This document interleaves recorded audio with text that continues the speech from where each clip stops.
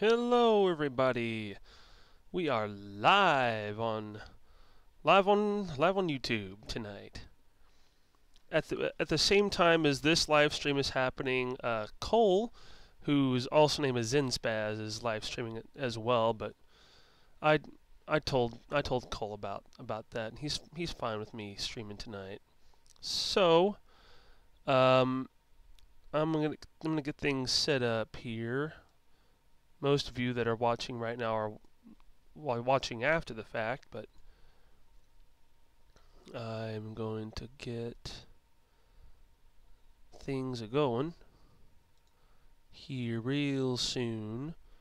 First off, I'm going to go to my Discord, drop a link there in my announcements that I am streaming.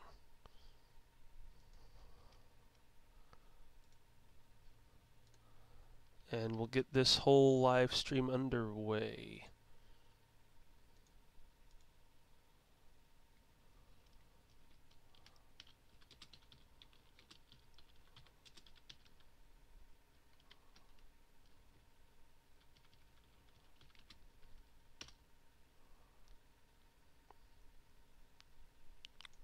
Got the whole live stream deal there. Got that shared. Hey, 2 people watching right now. Well, the first person watching is me. Got 2 people watching right now. Welcome. The beginning of this live stream can be a bit. Hey, Ginger. Hello. Get this all started. Let's go and share this to all the other social media platforms now that I've shared it on Discord.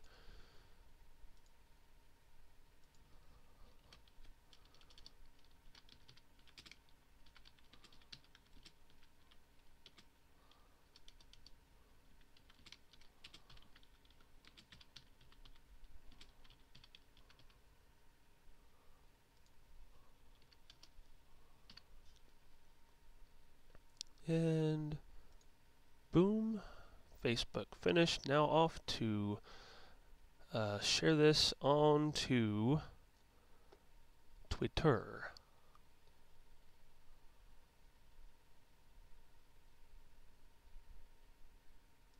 Boop. Alright, got Facebook and Twitter done. Now I should have some more people coming in to listen to me just talk. So how's everyone out there doing? I'm doing good so far. A bit of allergies are bothering me, but other than that, I'm doing great.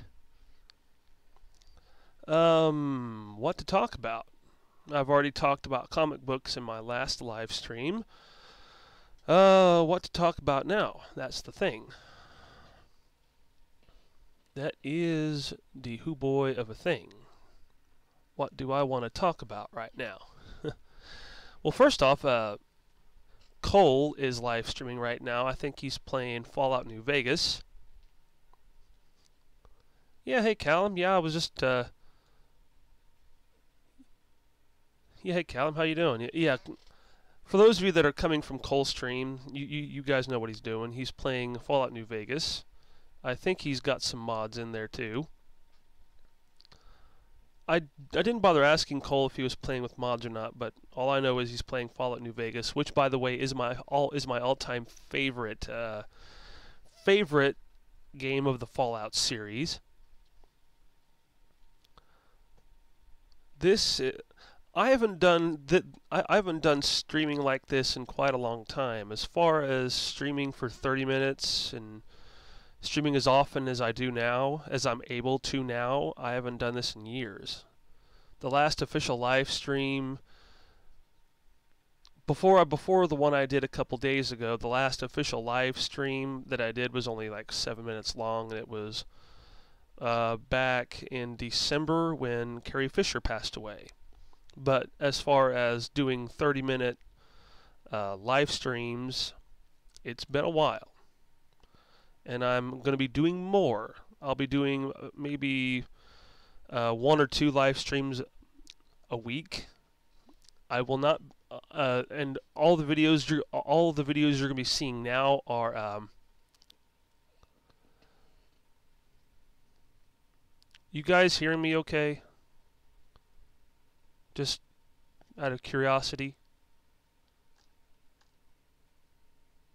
Because if I'm buffering or anything, I don't know what to do about that.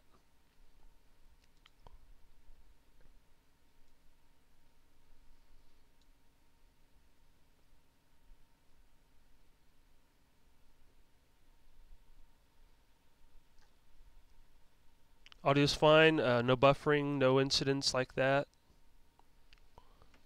No buffering. I know the audio's fine, but am I buffering? I'm good.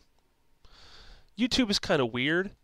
In the stream health, it says my bit rate's higher than the recommended bit rate. I don't know why. I don't know why I have no idea why YouTube is like that. Your bit rate is higher than our recommended bit rate. Well, I think the higher the better, right? The higher the bit rate. If there's no incidents, why say the bit rate's higher than usual? Oh well. Anyway, I've got since I have some faster internet speeds now, thanks to Windstream, and also thanks to the multiple bouts I've had with Windstream. I'm just going to talk about that right now. For over the past month, since July 7th, my internet has been very, very.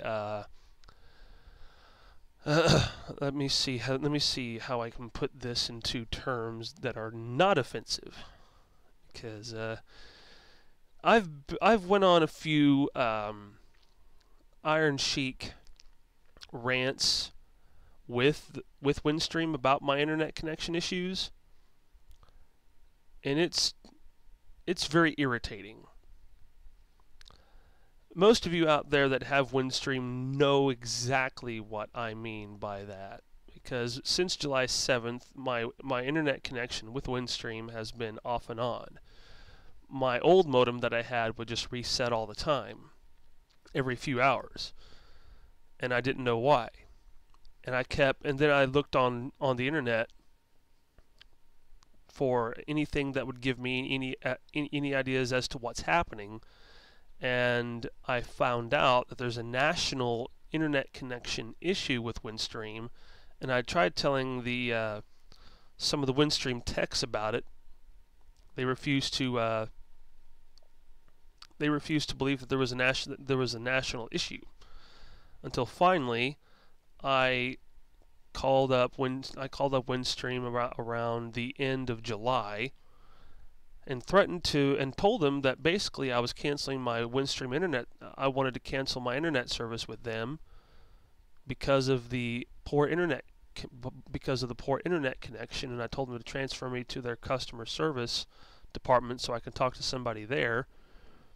And the person who worked in the customer service department basically confirmed what I've been saying all along, that there was a national internet connection issue, and that my name has been placed on the national ticket, because there are people on the East Coast that have Windstream internet that are having problems connecting with Windstream. And right now, my problems go from having bad Windstream internet to not being able to connect to the PlayStation Network on my PS3. And many people are having this problem of not being able to connect to the PlayStation Network on their PS3 and PS4. And I've already talked to the PlayStation support folks over on Twitter about this situation, and I've already done everything that they've told me to, and nothing seems to work. It could be either it could be something wrong with their servers, or it could be that my PS3 is old, which it is. I think I got this PS3 that I've got it's the PS3 Slim, and I got that whenever the PS3 Slims first came out, which was a long time ago. around I think 2000 and about a good, I'd say 8 years ago, 8 or 7 years ago. I think around 2009, 2010. I'm not sure the exact date in which the PS3 Slims came out, but I got one of the first PS3 Slims that was on the market. And I can tell that my PS3 is getting a bit crazy because it's not wanting to work as often. And plus, it seems like every time I go and buy a console, a any game console, whether it's it just seems like whenever I go to buy a console, I'm always one generation behind. I'm always a generation behind. Whenever I first bought my very first gaming console was an NES. And when I first got the NES, everyone had a Super Nintendo. When I finally got a Super Nintendo, everyone else had a N64. Whenever I had a N64, everybody else had a PlayStation. When I got a PlayStation, everyone had a PS2, and so on and so on and so on. I've always been one generation behind. It's just weird. It's just weird how things happen. Also, depending on how things go, I may do some live reactions, but you won't be able to see or hear my reactions. You'll have to go find the actual source material yourself. Yes, as far as doing reactions, I may do it, but it's just you won't be able to see or hear it. You'll just be able to hear me talk about it. Like for instance, I may end up doing a live commentary, a live movie commentary. Because I've got my laptop computer right here next to me, and I can always play a movie in my laptop computer, and I can do a live stream. I can live stream my commentary of that movie with just the audio only, with just my voice only. And most of you who have seen most of you who have been on YouTube and have watched some of these fan commentaries, you'll know that you'll have to get the movie, get your copy of the movie, place it in your DVD player or even in your computer, and you'll have to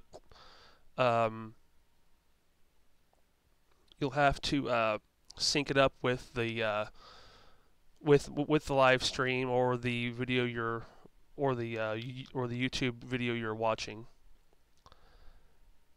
I may end up doing that. I may do live commentary on 4 movies, and that's something I've been thinking about doing in the future.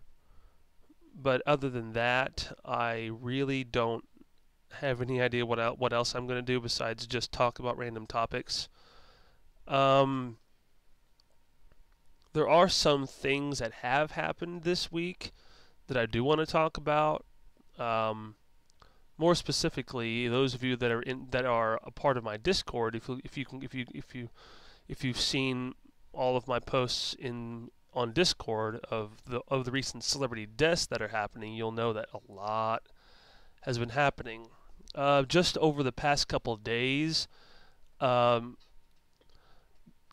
like for instance, legendary keyboardist for Steppenwolf, Goldie McJohn, he passed away at 72 back on August 3rd. Last Monday, the original Godzilla suit actor Haruo Nakajima passed away at 88, and just last Tuesday, Glenn Campbell passed away after a long bout of I forgot what he had. I think it was Alzheimer's, I believe. But it just seems like if you've been keeping track of the recent celebrity deaths that have been happening this year alone, it just seems like 2016 2016 is picking up right where it left off.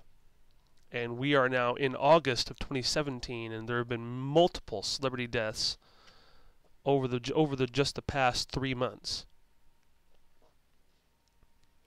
It's just been really, really crazy to think about how many celebrities have passed away. And for me, and for Glenn Campbell, whenever he passed away, my grandmother, when she was in high school, her senior trip she took down to Galveston, Texas. That very day that they reached Galveston, Texas, the song Galveston was put out by Glenn Campbell way back in the day. And when my grandmother received the news of Glenn Campbell's passing, she was kind of sad because the song Galveston by Glenn Campbell was put out the very same year, the very day that she took her senior trip with her high school. And for me to hear the news of let me see, just to hear the news of Goldie McJohn's passing, the keyboardist for Steppenwolf, that really makes me sad, because Steppenwolf is one of my all-time favorite bands, and they were the very first band in history to reference heavy metal in any song.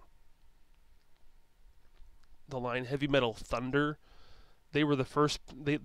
That was the first song, "Born to Be Wild," in which we heard the phrase "heavy metal" used in a song. And for those of you that have seen the movie Easy Rider, you'll know what Heavy Metal Thunder is.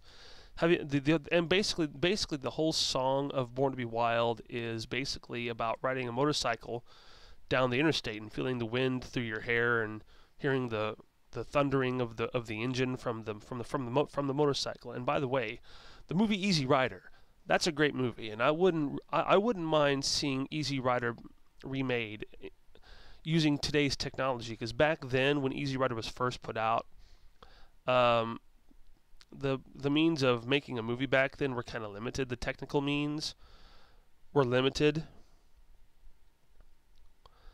and I would really like to see how Easy Rider would look by using today's technology and setting it in making Easy Rider in a modern setting. It'd be interesting to see how that would work. Another movie I wouldn't mind having remade, if I can remember the name of it. There are some Arnold Schwarzenegger movies I wouldn't mind having remade. What's that one movie where... the Nostalgia Critic did a review of it.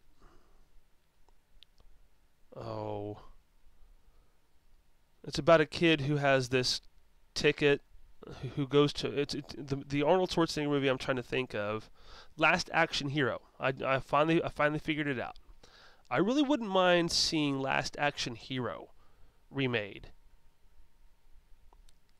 There are a lot of cameo appearances that would work in a remake of Last Action Hero, and I honestly think that a Last Action Hero movie would work.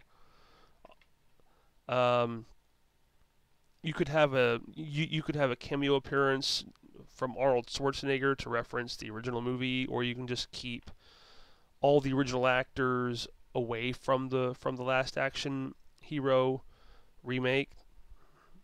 I honestly, if you're gonna make if you're gonna remake Last Action Hero, I would love to have a Arnold Schwarzenegger cameo. And the WWE just announced earlier this morning that the WWE Network is now going to premiere in China. China is now getting the WWE Network now, and from what I've heard, it's going to be at least in a good week, sometime next week before the WWE Network goes live in China. So now China can use the WWE Network to watch all the new pay-per-views, and China now has access to NXT because NXT is a WWE Network exclusive, and you can't watch NXT anywhere else but on the WWE Network. I may get the WWE Network again. I got rid of it a couple years ago because one, I lost interest in it, and the other reason I just didn't have the money to do so. But I may get the network back again, mainly for NXT and also for the pay-per-views because I really want to see SummerSlam. That is one pay-per-view I really want to see just based on Brock Lesnar versus Samoa Joe alone. And also, if I do get the WWE Network again, I'm super happy at the fact that every episode of WCW Monday Nitro is now available on the WWE Network. Because I first got into professional wrestling through WCW, and it wasn't until about '99, I would say around sometime in 1999, when I ended up switching over to WWE. Back then it was World Wrestling Federation, but and the reason why I switched over is because there was at some point on a live episode of WCW Monday Nitro, Tony Schiavone said that that Mick Foley, who used to wrestle here as Cactus Jack, is going to win their world title, and I switched over to Monday Night Raw. Back then it was called Raw is War, and the main event match of Raw is War that night was The Rock versus Mankind for the WWF Championship, and that was that right there. That match alone, that match caused WCW to lose the ratings war. If it hadn't been for, I know Eric Bischoff was behind it. I know that Eric Bischoff was in the was in Tony Schiavone's headphones, saying, telling Tony Schiavone to read the results of Raw's War on air to prevent people from switching over because their content was better. But around 1999, around early 1999, their WCW's content was slowly dipping. In my opinion, the WCW's content really took a dip when the whole Kevin Nash Goldberg match at Starrcade happened. When Goldberg's streak ended in the way it did, that really ended my whole run with WCW because the way that they handled that, just having Scott Hall come in and use a taser on Goldberg, ending the streak like that, I was upset at that. And I have some WCW documentaries here that were put out by WWE a couple years ago, and Goldberg goes into a big conversation about what happened at Starrcade '98, but even he was upset by it. And the one indication that I knew WCW was slowly going down the drain was the finger poke of doom incident. Just a couple of weeks after Kevin Nash won the WCW Championship from Goldberg at Starrcade, they were building up this huge match between Kevin Nash and Hulk Hogan. Hulk Hogan supposedly retired, and Kevin Nash was poking and prodding at Hogan, making fun of him, and Hogan decided to come out of retirement to face Kevin Nash in the main event of Monday Nitro. When they were about to, just seconds after the bell rang, Kevin Nash and Hulk Hogan met in the middle of the ring, jaw jacking and all that, and all of a sudden, Hogan looked as though as if he was going to punch Kevin Nash. All of a sudden, he just took his right index finger, poked Kevin Nash in the chest, and Kevin Nash fell like a ton of bricks. And Hogan pinned Kevin Nash, and Hogan reclaimed the WCW Championship without having to beat Goldberg to do it.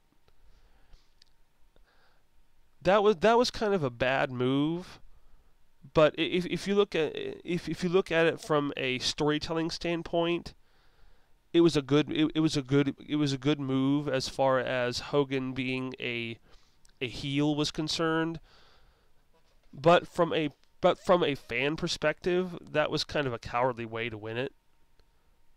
But if you were but from a booking standpoint, it was kind of good. It was a good move for Hogan as far as him staying the heel and not wanting to face Goldberg, because ever since Goldberg beat Hogan for that title, Hogan's been saying he's gonna get his belt back. He wants his belt back. Yada yada yada. And Hogan did get his belt back, but not the way Goldberg wanted. Goldberg wanted to face Hogan one more time.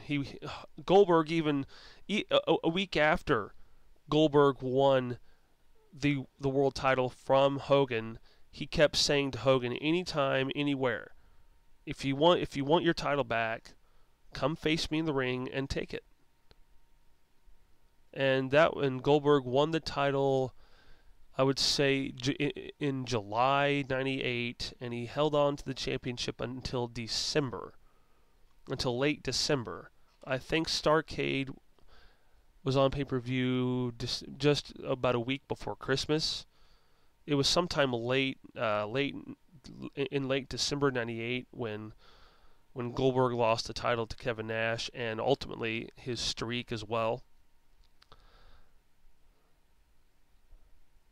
And the point where I really knew that WCW was in big trouble was when they got Vince Russo on as president of WCW. I really think Vince Russo made it his mission to screw over every WCW wrestler. I think Vince Russo was just there to help WCW, to help Vince McMahon kill off WCW. I think he was just there. He wasn't there to run a wrestling company. Vince Russo was there to win awards, to win Emmy Awards, because that's all Vince Russo wanted to do was win Emmy Awards, and that's all Kevin Dunn wants to do as well.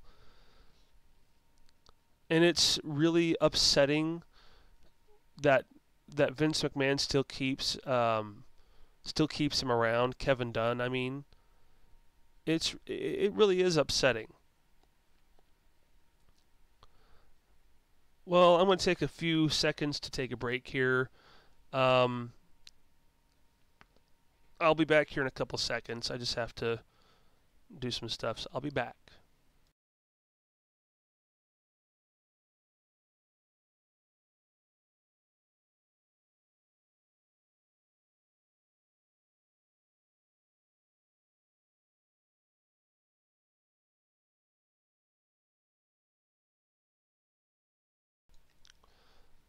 Okay, I'm back. I just had to.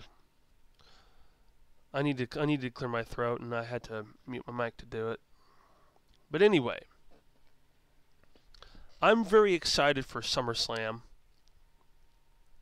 I really am excited for SummerSlam, just for the Samoa Joe, Brock Lesnar match. That match is going to be super great. Also, I need to go see the new Spider-Man Homecoming movie. I have yet to see it, and I hope it's still in the theaters. But if not, I can always get it on DVD. But I've heard some great things about it. And another thing I've heard is that the Emoji Movie was beating Dunkirk in the theater as far as box office was concerned. Everybody was going to see the Emoji Movie, and from what I've heard and from what I've seen from the trailers, the Emoji Movie is one of the worst movies ever made. Probably only the third worst movie ever made. The top two worst movies ever made would have to be The Room and the Super Mario Brothers movie, both of which the Nostalgia Critic has reviewed. Actually, I take it back. The Room would be the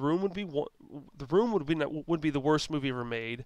Number 2 would have to be the Super Mario Brothers movie, and number 3 would have to be Batman and Robin. Number 4 would have to be Mortal Kombat Annihilation. Number 5 would have to be the Emoji Movie. That's my top 5 worst movies of all time. The Emoji Movie coming in at number 5. And just for special consideration, I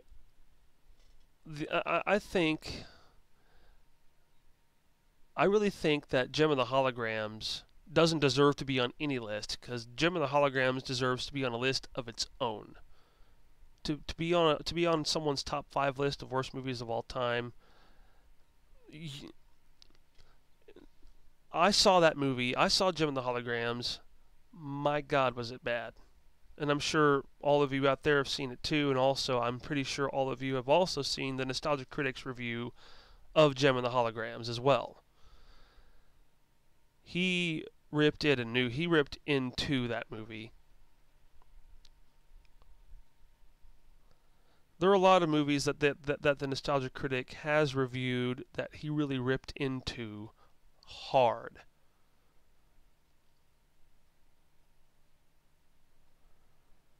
Well, yeah, I'll probably end this stream here in a couple of minutes, probably when it reaches the 35-minute mark. But school, for those of you that are still in high school, you're probably school's about to start for my niece here in a couple of weeks. I'm very happy. I'm very happy that I'm not in school anymore. But for all of you teenagers out there that are starting school here in a couple days, be sure to get some rest, because you'll need it. You will need the rest for school. Yeah, it's like I said earlier.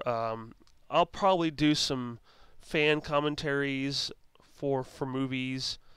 I'll probably sometime next week. I'll pick a day next week. I'll pick a day sometime next week and I'll do a fan commentary on a movie. So, I'd like to thank all of you for joining me here on this live stream. And I won't do very long live streams, maybe 30 minutes, 33, between 30 and 35 minutes. But I want to thank all of you for joining my live stream. I'm Broncobilly405, and I'll see you guys next time.